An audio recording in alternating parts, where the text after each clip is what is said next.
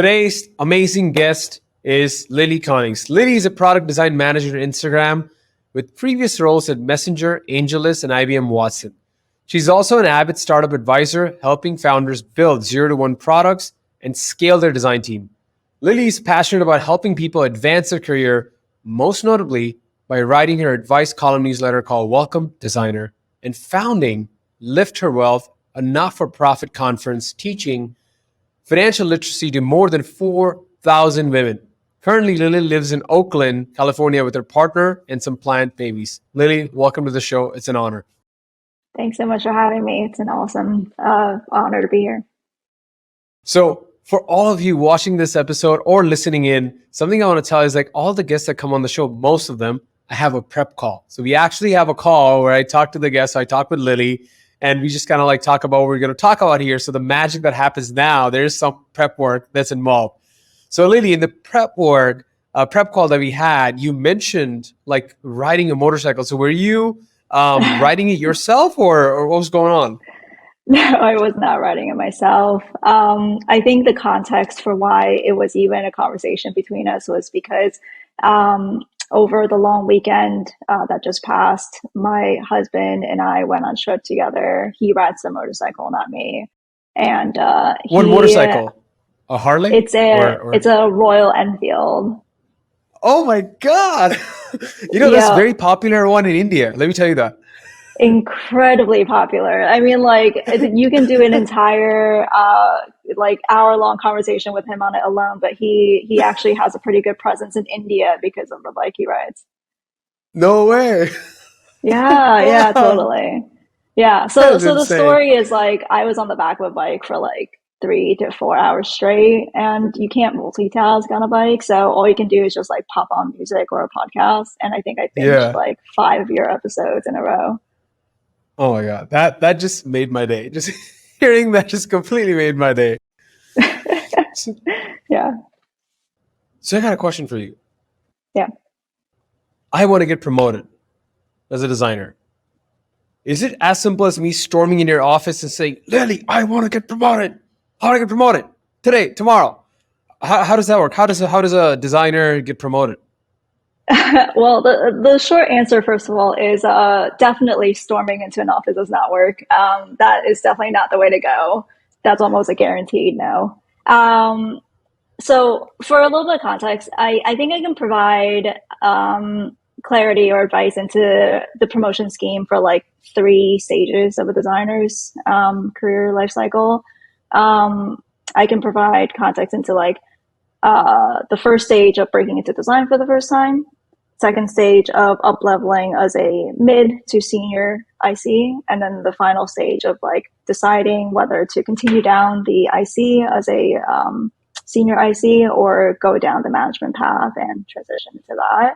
So there's like, those like big chunks of your career at, each one of those journeys. And obviously like the promotion at that granularity can differ. But what I have found is when you want to get promoted in general, like doesn't matter like seniority, I've definitely found a set of themes that are like observed from people who generally get those promotions. And so I would say like the very first thing that maybe not a lot of people recognize or know is that you have to have a pretty strong personal brand or presence at the company that you want to get promoted at.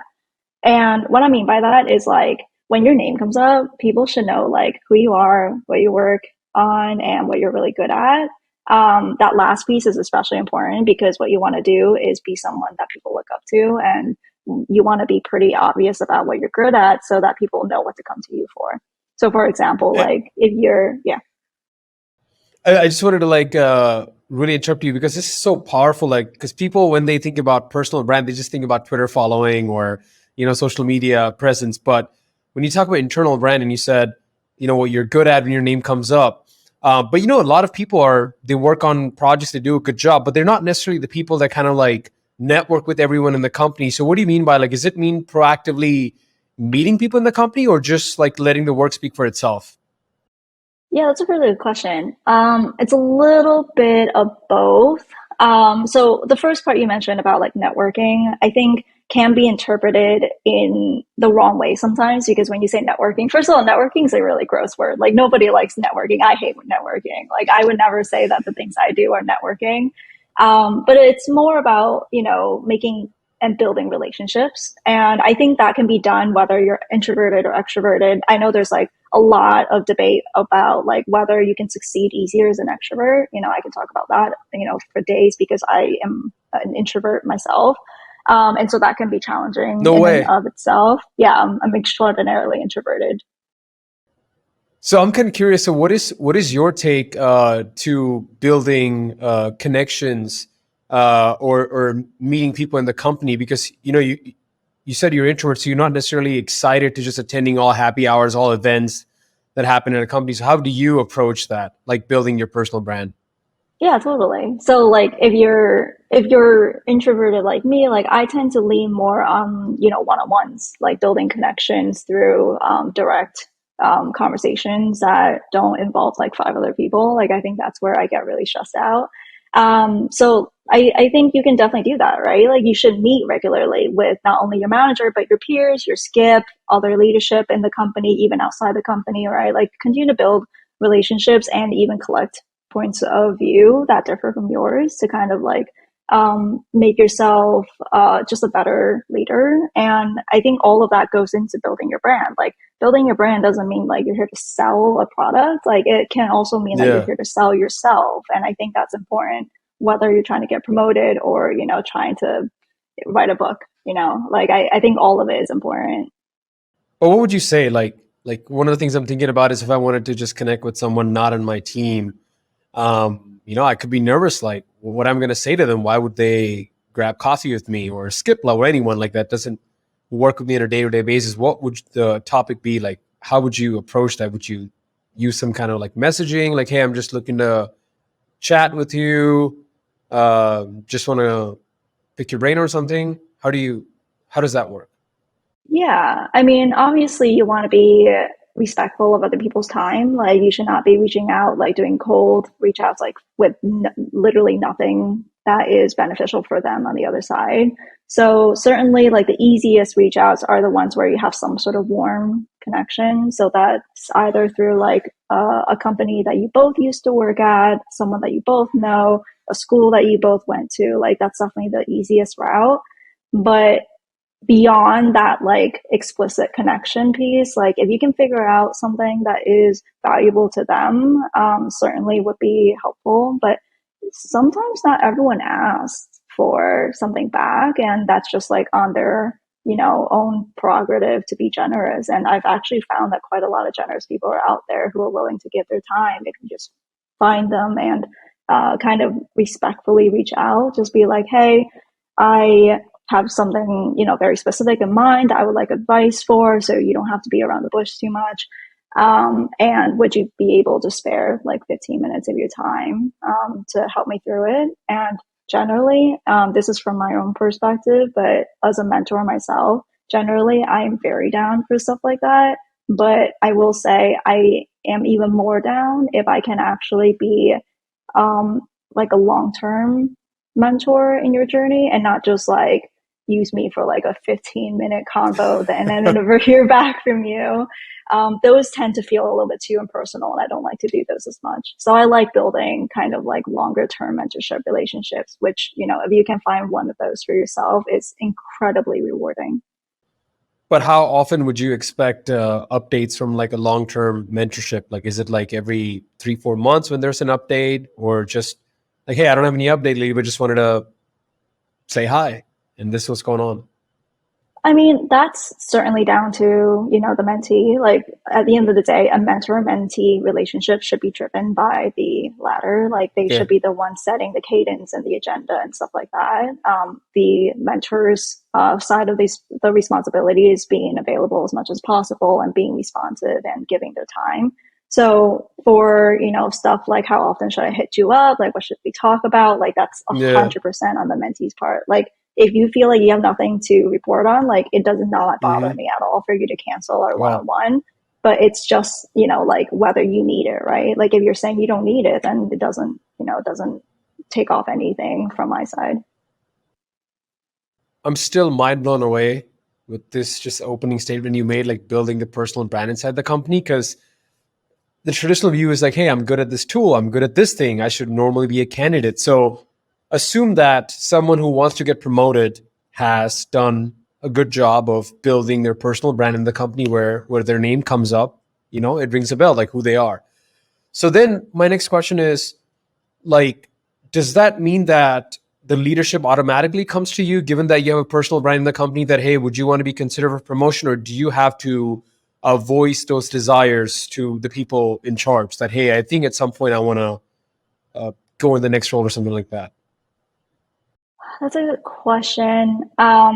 I will say in a minority of cases, yes, leadership comes up to you and goes like, "Hey, we have an opportunity for you. We think you'd be a great fit. I know you didn't ask for it, but would you be interested?" Right? And like, I think that does happen. Like, I shouldn't say it never does, but I would consider that definitely to be in the minority case. I think far majority case, especially for women, people of color, is that they have to ask for it and be very proactive about it. And I found that you leaving it to chance, like leaving it to the leader to recognize your ability and to present you the opportunity, is not a impossible scenario, but it's also improbable. And so for anyone, regardless of who they are, where they are, like, I always recommend be proactive, build those relationships with leadership, be very proactive and tell them like what your goals are. And it's okay, actually, if you communicate those goals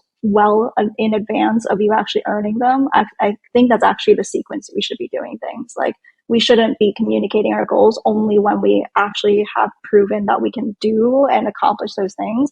We should be communicating them so far in advance that the conversation that you then have is, what do I need to do to close those gaps to actually achieve it, right? You don't want to have to like sprint 10 miles in the wrong direction Yeah. and realize you have to like reorient yourself. You should be like saying, "Hey, my goal is to be promoted. My goal is to be a manager. What should I do? What are the things that I need to do to achieve that?" And that's when you start making progress. But then how can I be proactive without, not coming across as like, I think not needy, but just like, what do you call it? Like, I don't know the right word for it, but I just don't want to be like, oh, he's always asking me about like when it's going to happen, or like need, like, how does one strike that balance?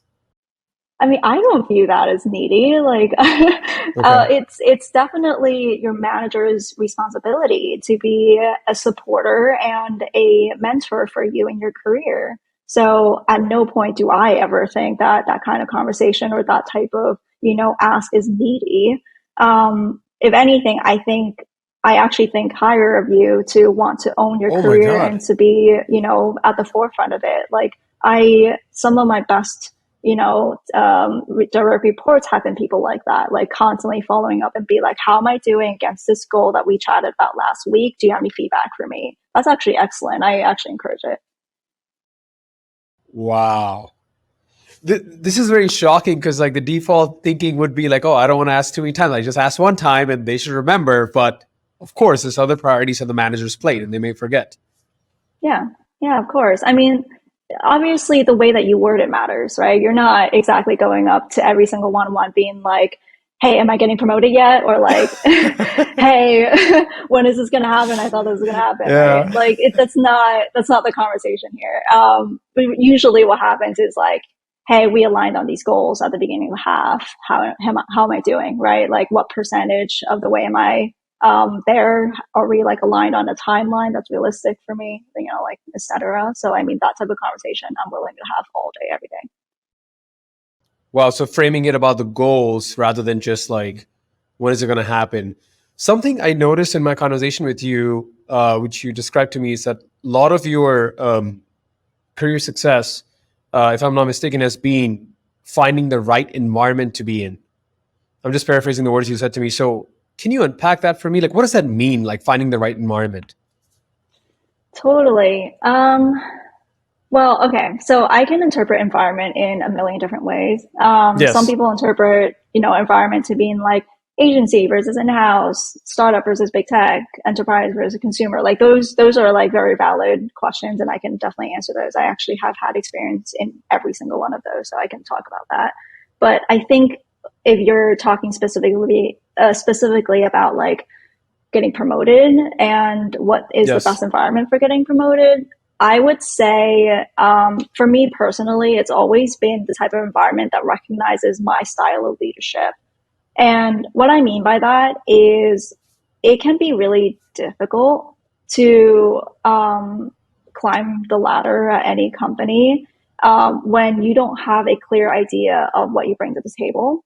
And the moment that you are clear to that, for some people, that may not be valued at that company, and that sucks. Like, that's a really sucky thing to have to come across, to realize that, hey, Like, yeah, I mean, like, I'm just exactly. trying to think of an example. Like, meaning, for example, if someone's an introvert, but then the whole company's filled with extroverts, so it means like that would that be a good example of like what they're bringing is maybe not exactly aligned because everyone's just a little bit different in the company. Yeah, totally. I mean, I've actually been in that situation. Like, I was actually in a company full of extroverts, like, especially, I mean, I shouldn't say extroverts, but actually the company motto was like, we hire founder minded people. And so, like, that usually tends to have a correlation with people who are extroverted because founders tend to be very vocal, very, Yes. energetic and charismatic. Hmm. So I was definitely an odd duck in that kind of environment, and it was really difficult to get recognized as a leader that isn't loud, that isn't vocal, and that tends to But then what support about the people from work? behind. The But like your work work would be can outstanding, so wouldn't that speak for itself? No, not always. I mean, I think this is one of the biggest myths about getting promoted. Everyone thinks that if you put your head down and just do the work, you'll get Yeah, just do the promoted. work.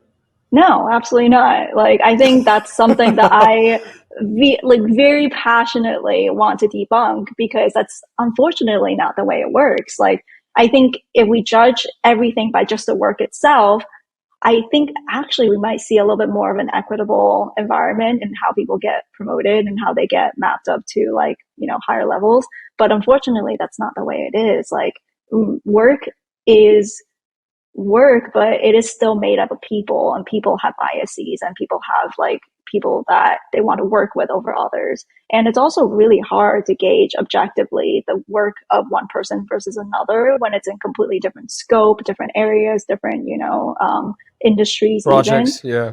Yeah. And so like you can't realistically all agree on this person's work being better than another person's. But what you Yeah. can do is have a sponsor in the room who say, I personally witnessed this person's work. I've seen this person collaborate with others. I personally sponsor this person to be put up for promotion. And so it's that moment of like having someone in the room that is on your side that is ultimately going to be the reason why you get promoted. Like, I'm not saying that you have to have that at every single time you get promoted, but it helps dramatically. Like, if you only depend on your work, you have to basically rely on the chance that someone is Yeah. your sponsor in a more indirect way because they saw your work and they believe in it, but you didn't really explicitly make that connection. And so that really leaves it up to a lot of other, potential failure points. So let's say that I know somewhat about my working style. I know how I operate as a designer. I know what my tendencies are. I know how I communicate with stakeholders. I know my leadership style. Mhm. So now from this point on, I am now on this quest. Like, let me find the environment that's rightly suited for my promotion or for me to advance in my career. How can I even figure that out?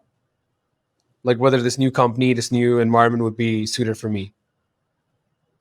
So a lot of different things, a lot of different factors.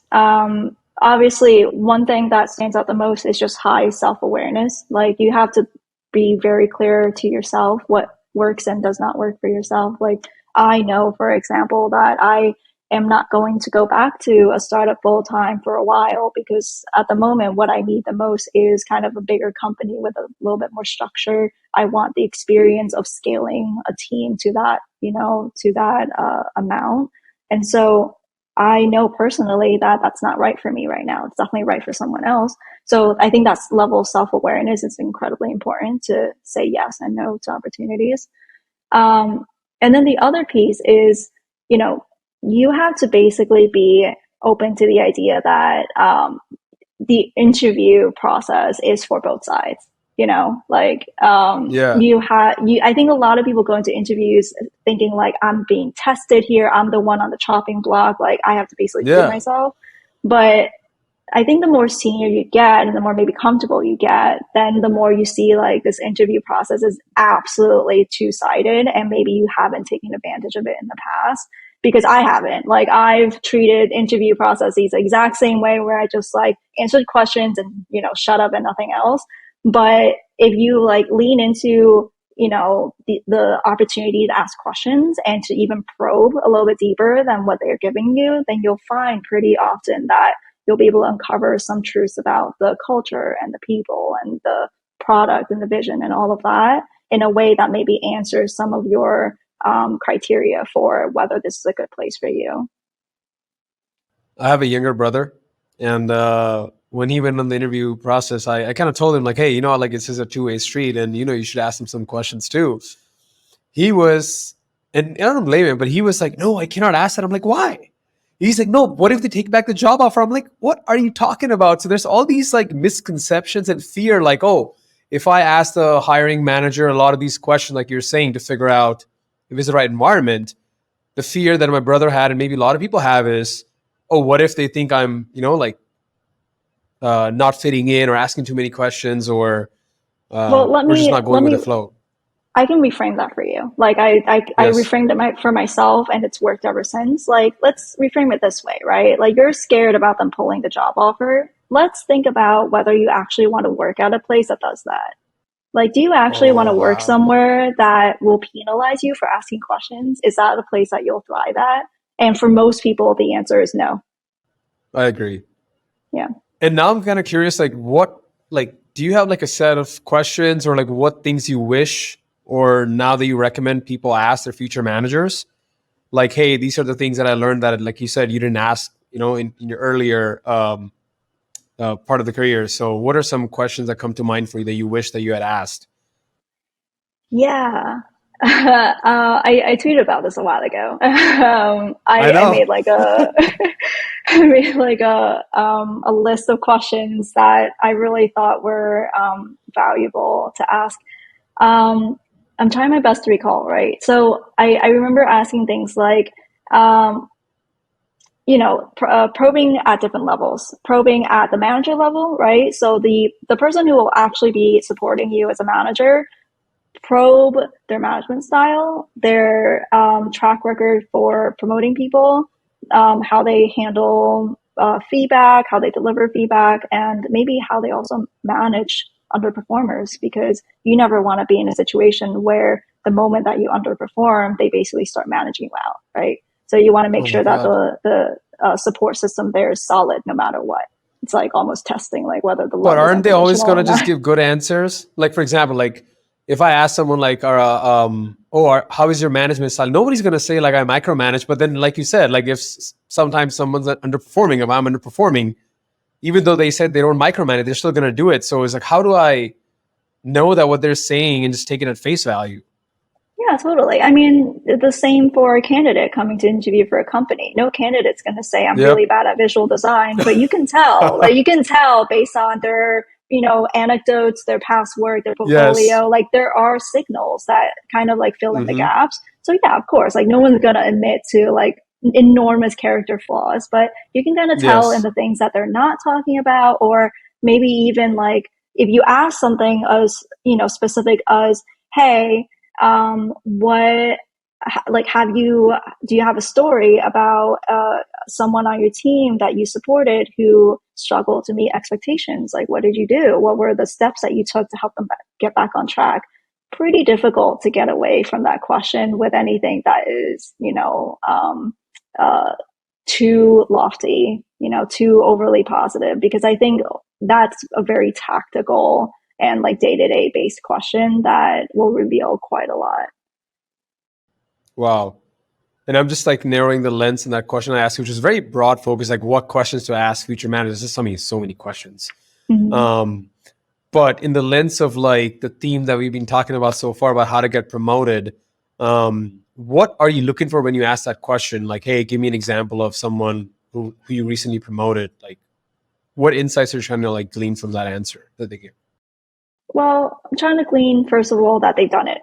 Like they Okay. successfully have done it, right? Like it's like when you ask an IC, have you shipped a product before, right? Like Yeah. obviously every single designer has had experience trying out mocks and, working with Eng, hopefully. But I think the people who actually have experience shipping it and getting out the door says something else. And so it's exactly the same thing for a manager. Do you have actual success of bringing someone across the finish line to achieve that goal, right? It's not just all talk, but you actually have something to back it up.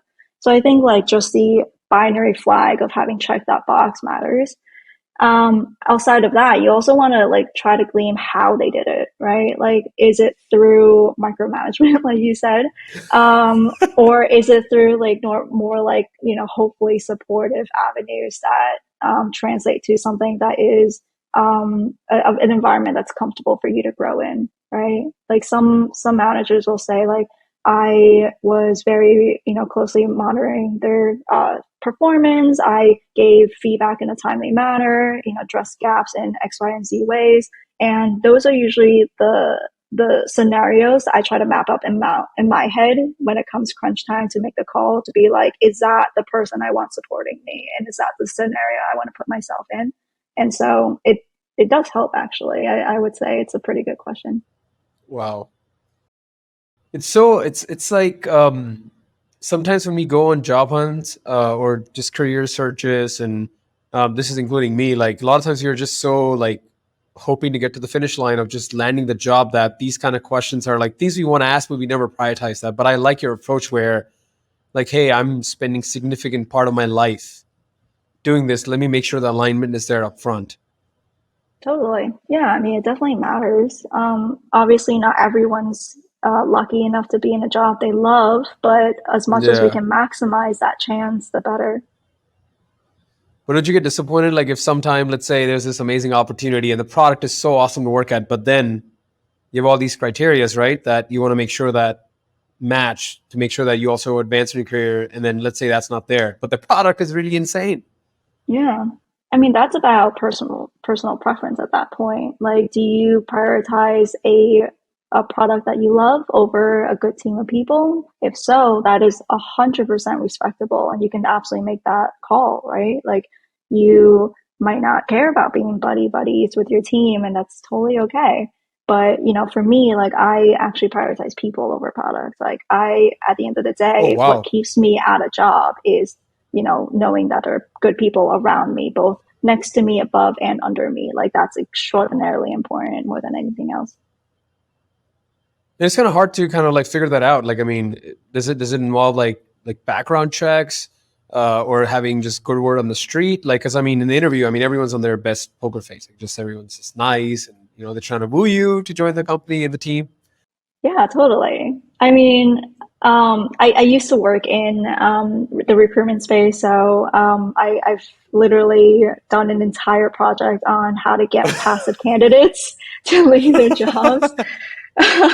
So you're lighting a lot of like old memories here, but I would say yes. Like the hardest and best designers, unfortunately, are not interested in leaving their jobs, and so if they don't have the push factor, which is the reasons why they want to leave their job, then you have to give them a good pull factor, which is like a good reason to join your specific company.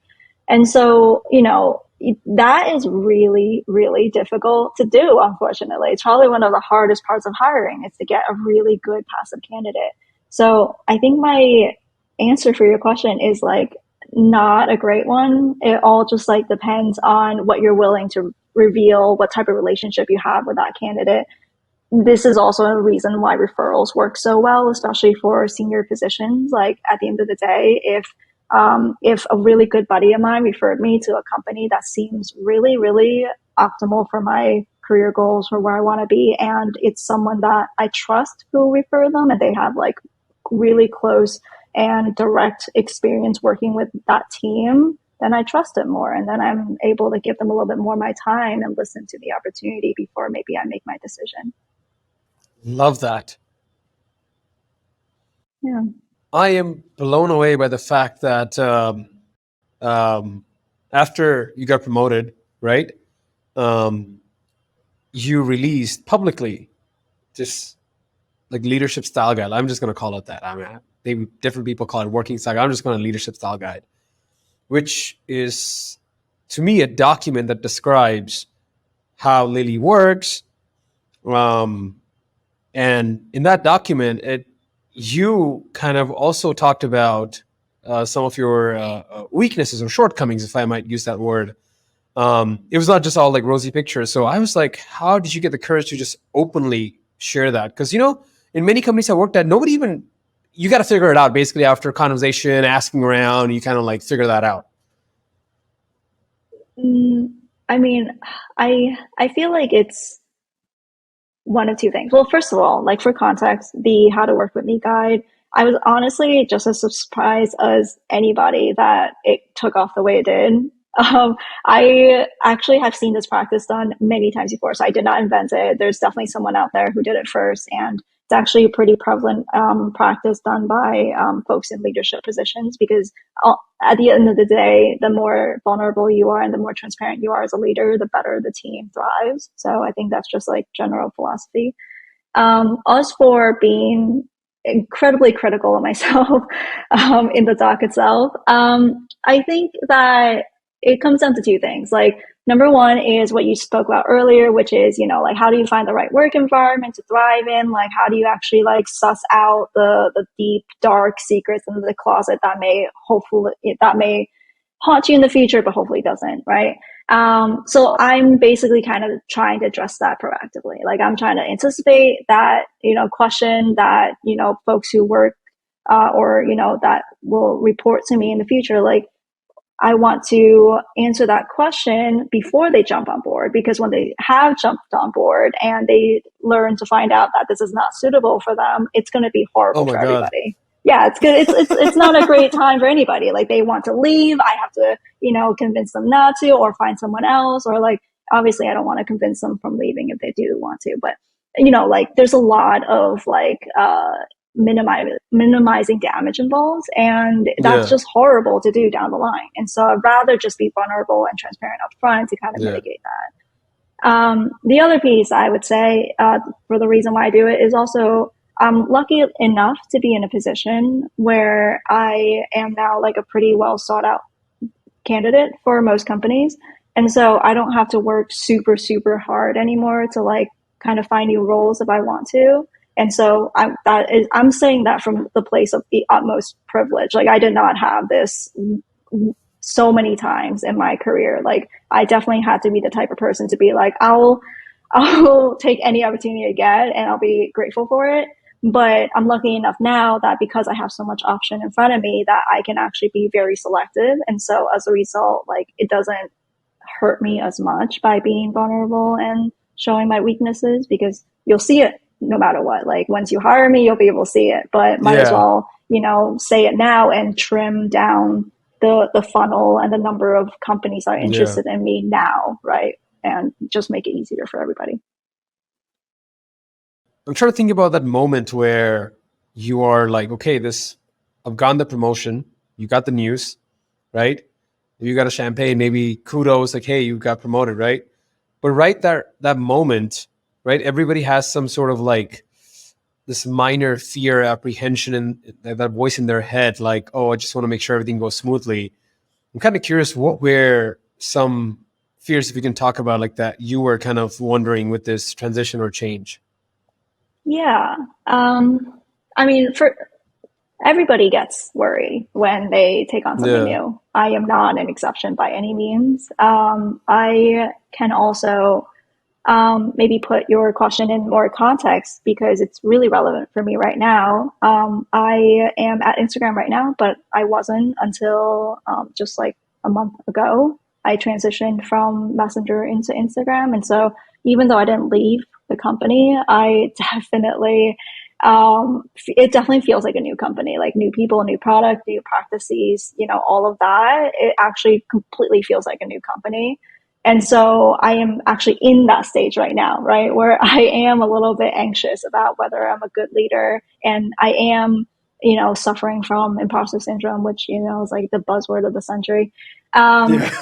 And I think it's completely normal to feel like that. And I actually don't really like doing that thing where people just tell you like, oh, like you'll get You over it. figure it Like, out. yeah, you'll figure it out. Like you're meant for this job. Like I feel like this is such a hot take, but I actually hate saying that to people, to just be like, oh, like, believe in yourself. Like at the end of the day, just believe in yourself and everything will be okay. I actually think that's like extraordinarily unhelpful, at least just for myself. And so I try to actually reframe imposter syndrome in two ways. The first way is your personal feelings, right? Like my personal feelings of anxiety and discomfort. I recognize that as being extraordinarily normal. And I also try to kind of recognize that as being prevalent, especially at the beginning of every single challenge you take on. Like the reason why you took on the challenge is to grow, and you cannot grow without being out of your comfort zone. And so by definition, you're going to be uncomfortable. And so why would we be upset about that, right? Like you would never take on a challenge that you feel 100% ready to do and like would not learn a thing from. So it's totally fine. Like you time box the amount of time that you spend being uncomfortable, and just like recognize that for what it is, and just like kind of move through that kind of phase. Now, the other part beyond like those personal feelings of anxiety is also environmental. You and I literally have just talked about this at length, but I think at the end of the day, like there are environmental factors into feelings of imposter syndrome. There is a wonderful HBR article about imposter syndrome and how it especially affects women. It talks about how, like white men typically get their imposter syndrome eroded away over time because they get validated, they get role models that look like them. And so imposter syndrome for them is actually almost always temporary. Like they will go through that dip, like I mentioned at the beginning, but then because of high environmental support, they kind of get over the hump and kind of move on with their lives. For women, it's almost the opposite. Like they get told that they're not good enough. They need to get better at, certain things that their peers don't have to deal with as much. And so it's a different set of standards. It's literally the definition of a double standard. And I just try to be kind to myself in that aspect when it comes to environmental expectations, to not hold myself against the same bar that, my white male colleagues might be held up against. And so if I just kind of strive to seek environments that are open-minded for the type of leadership that I bring to the table, and also try to make the environment itself more inclusive as well once I get there for people coming in behind me, I think ultimately those fears about being a leader are going to be better for yourself and also better for everybody around you. Oh my God, I love your answer, and I just caught onto that thing that you said, which was among so many amazing things you said, which is when someone is transitioning into this new phase as a leader, as a manager, getting promoted, there's that imposter syndrome, and they're like, oh, okay, am I doing good enough? Am I a good leader? And I have been on the receiving end of it, where I've seen other, colleagues and people get promoted, and they'll ask questions like, is everything okay? If you have any feedback for me, let me know. But my hot take is most of the times people don't end up giving them feedback, because, it's like, see, the thing is, as a manager, to give feedback to an IC is well established. Like you have one-on-ones, you give feedback like, hey, you should do facilitation more, you should do design work more. But the reverse way, it's kind of a little bit weird, because like, in a way, you're cutting my check. You see what I'm saying? Like, so it's very hard for me to be that upfront and just let you know you're doing this. So how do you structure your one-on-ones, or how do you approach that thing where your direct reports can surface things for you to improve? Do you mean how do my direct reports give me feedback to improve as a manager, or how do I deliver feedback to them to improve as an IC? No, how do you set up a structure where they feel more empowered to give you feedback as a manager? Oh, well, I mean, there's so many ways that you basically want to aim to like offset the power dynamic between the two of you, right? Like, because at the end of the day, like when from the first one-on-one you have with your direct report, there's just like this like implicit power dynamic where like unfortunately, like there are things that the Yeah. manager can do that will, not always be optimal for the direct report. And so like you want to be cognizant of any moves that kind of shift that even further to the point where they don't feel comfortable even talking to you and being honest. You want to do everything in your power to like reverse that. So, I mean, Like what? Like what moves you're talking about? Is it like I'm just thinking right now? yeah, like the how to work with me guide is like one tiny early step towards it, Mm-hmm. right? Being very vulnerable about what type of person I am and how to best work with me. The second piece is like continuing to just like focus on them as a person. Like the person that you're supporting is a human being with a family, probably with like, their own personal lives and their own personal goals that are outside of their 9 to 5. And so if you kind of recognize them as a human being, kind of support them from that angle, over time you kind of develop like I don't know whether calling a friendship is correct because you're not Yeah. technically friends here, but like you are in support of each other, right? And like good friends or good manager and direct reports support each other by doing things like being open and being transparent and being very generous with feedback. So if you can build that foundation of trust, that is great, like amazing. Is for like tactical things you can do. You can set up like an anonymous feedback form that people can fill out at any time and, completely is like open at all times. Like it doesn't have to wait until like PSE cycle time. You can also, do check-ins with XFN to see, like what are things that you can do to better you as a person so that, this feedback that you might get from your direct report isn't the first time you're hearing things. Ideally, you should always be seeking feedback as much as possible. So no piece of feedback should ever like come as a complete shock to you for the Surprise. very Yeah. first time, right? So like anything you can do to kind of like minimize the surprise and like the negative connotation of feedback and like to make it more of like a partnership, I think the better. Also, when you're explaining all these things, right? Like being different, right? Like whether it's being a minority, whatever that might be, or having your own unique leadership style. We all have our own unique views, unique ways of working. Like for example, I don't drink. I don't drink alcohol, which I know. Like people are shocked when they hear that. Like, oh, you're an extrovert. You don't drink alcohol. Like what is? Like, but I just like I choose not to. So, but then you see the narrative where all these, let's say, team outings have happy hours, have like brewery visits and stuff. So then if I was in a position of leadership, that would not be something that I would do naturally just because I don't drink. So it's like that's not going to be my first thing that I do. But then there's this pressure to fit into that narrative because you see all these photos on social media of all the leaders putting photos of their teams with beers and stuff. So my question then comes to you is like, how can one stay true to their values and stuff and not get sucked into this peer pressure? Like, hey, this is the current trending leadership thing that you got to do. Everyone's doing it. So and so at this company's doing it. You got to do it too, kind of thing. Yeah. Have you heard of the 80/20 rule by any chance? The Pareto principle? Yeah, yeah, yeah. Okay. Yeah. Yes. So I would say that I refer to this rule a lot. And maybe I over apply it to a lot of different scenarios. But I do think that it could be relevant in this question because what you ultimately want to do is spot the efforts that you are doing that actually, you know, convert into something meaningful and kind of get rid of everything else that don't.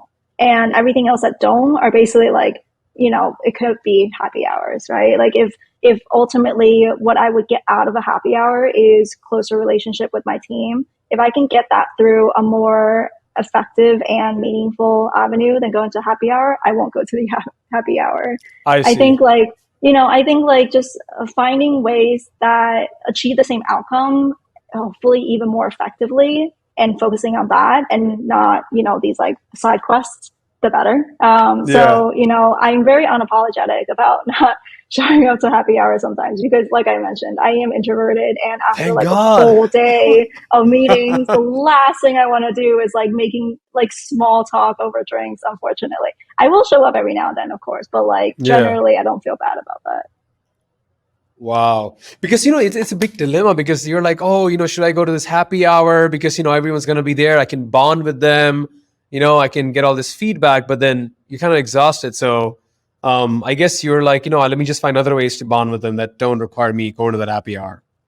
Yeah, I mean, do right by yourself. Like, do the things that actually work for you. Like, if happy hour is not it, like, find other avenues that are more sustainable for yourself. Because at the end of the day, you can force yourself to go to happy hours for, Yeah. maybe like 3, 4 years maximum. And then by the fifth year, Yes. you're like exhausted. You never want to see these people again. And then, like, that's when you start suffering and you cause damage throughout the rest of the team. Because then all of a sudden, they're like, oh, what happened to Lily? She used to show up every week to happy hour, and now she's like Oh, nowhere to be found. And is she, like, is she representing leadership here? Like, what's going on? And yeah. so, like, if it's not a sustainable approach, it's going to hurt somebody, or actually even everybody down the line. So might as well be upfront and just be unapologetic about what works and kind of hone in on that.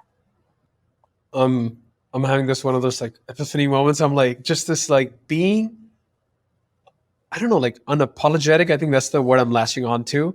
Because then it's like congruent behavior. Like, for example, if I told you from the get go that I don't drink, then whether year one or year five, I don't have to deal with that scenario of like peer pressure because I told you from day one that, hey, like, I don't drink, versus like, oh, let me just force myself and let me just like, like first 1 or 2 years. And then suddenly you're like, I'm done with this. Yeah, yeah, totally. And actually, you're reminding me of a really wonderful quote. I don't know where it's from. It's probably from someone prolific, but there's a wonderful quote that's like, every disappointment is a result of poorly set expectations.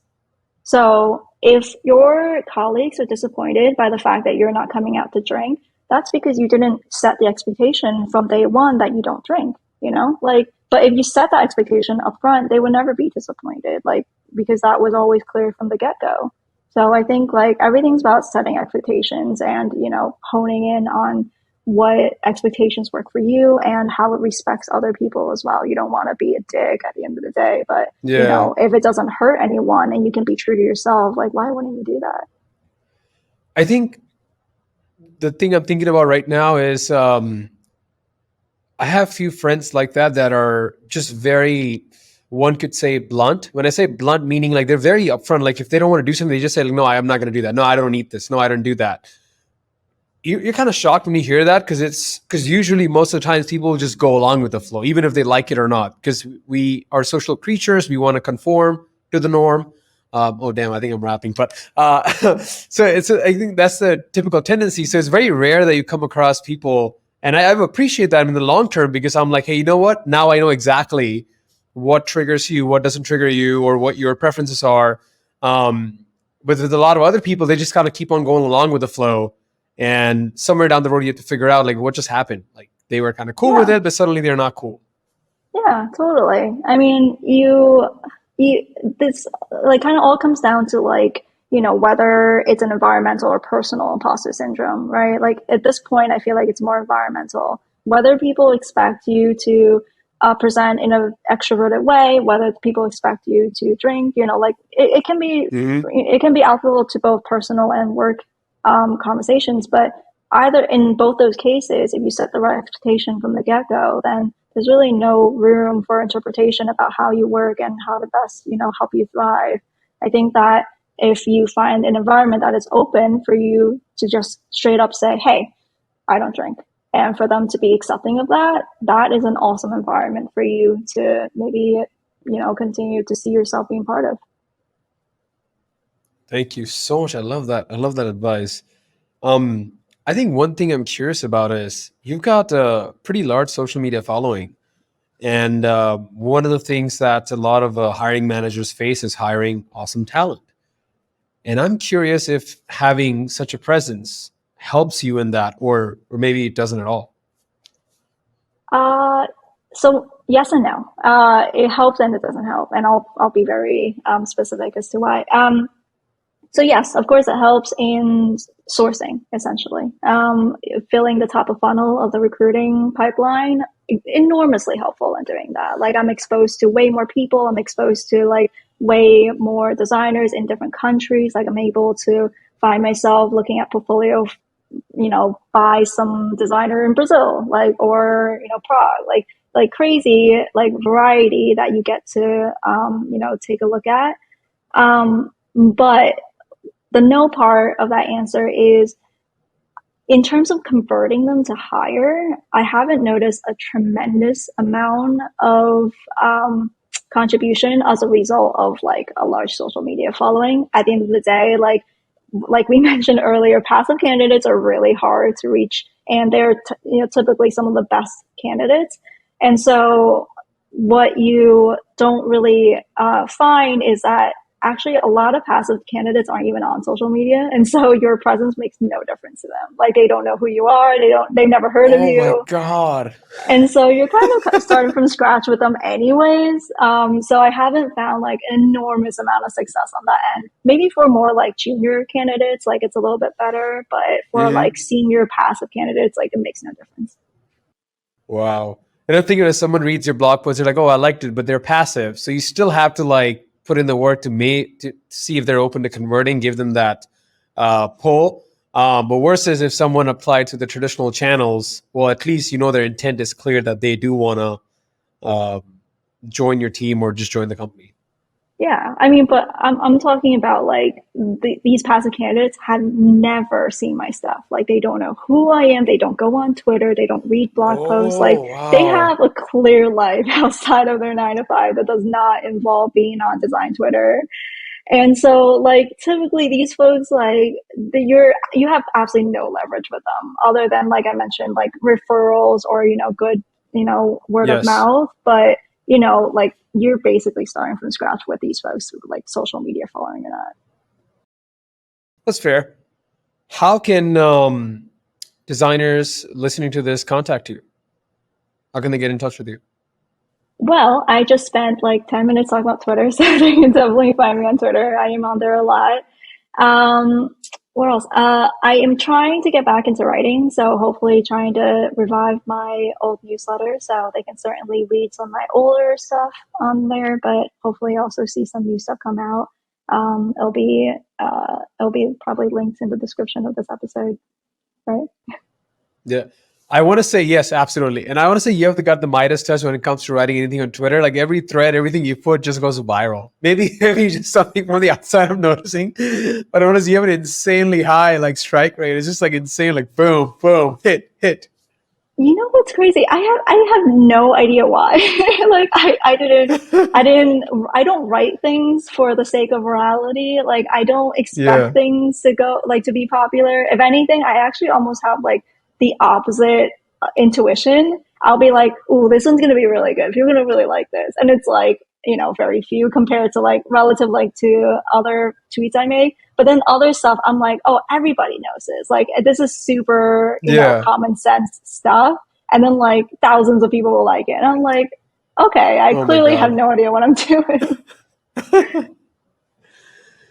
Lily, thank you so much for taking the time and coming on the show and sharing your wisdom.